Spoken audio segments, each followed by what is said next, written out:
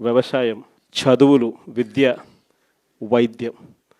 ఈ మూడు ఏ ప్రభుత్వమైనా కూడా తమ బాధ్యతగా నడిపే వ్యవస్థలు. మూడు వ్యవస్థలు పూర్తిగా కుప్పకూలిపోయినాయి. నాలుగో వ్యవస్థ లా అండ్ ఆర్డర్. ఈరోజు రెడ్ బుక్ రాజ్యాంగంతో నాలుగో వ్యవస్థ పూర్తిగా దిగజారిపోయిన పరిస్థితుల్లోకి ఈరోజు కనిపిస్తూ ఉంది. మరి ప్రభుత్వంలో ఈయన ఉండేది ఎందుకు ఈయన ముఖ్యమంత్రిగా పరిపాలన చేస్తూ ఉన్నాడు? అందరికీ అన్ని ప్రైవేట్ ప్రైవేట్ ప్రైవేట్ ప్రైవేట్ అనేసరికి ఆ ముఖ్యమంత్రి కుర్చీ కూడా ప్రైవేట్కి ఇచ్చేయచ్చు కదా. ఎందుకు అన్ని ప్రైవేట్ ప్రైవేట్ ప్రైవేట్ అనేటట్టుగా అయితే ఈయనకి ఎందుకు ఓటు వేయాలా? ఈయన ఏం చేయడానికి అని చెప్పి అక్కడ ఉన్నాడు.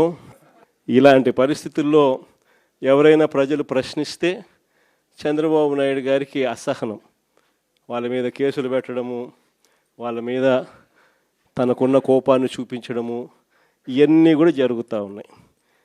ఇలాంటి పరిస్థితుల మధ్య నిజంగా వైఎస్ఆర్ కాంగ్రెస్ పార్టీ ప్రజలకు తోడుగా నిలబడే కార్యక్రమం చేస్తూ ఉంది.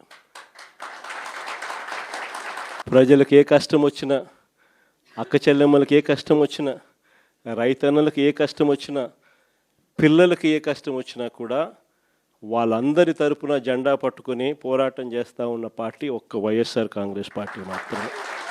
మిమ్మల్ని అందరినీ కూడా ప్రోత్సహిస్తూ జేపీకి కూడా మీ అందరి సహాయ సహకారాలు కావాలి. అందుకనే జేపీని కూడా తీసుకొని వచ్చి బాధ్యతలు అప్పచెప్పినాం. జేపీకి కూడా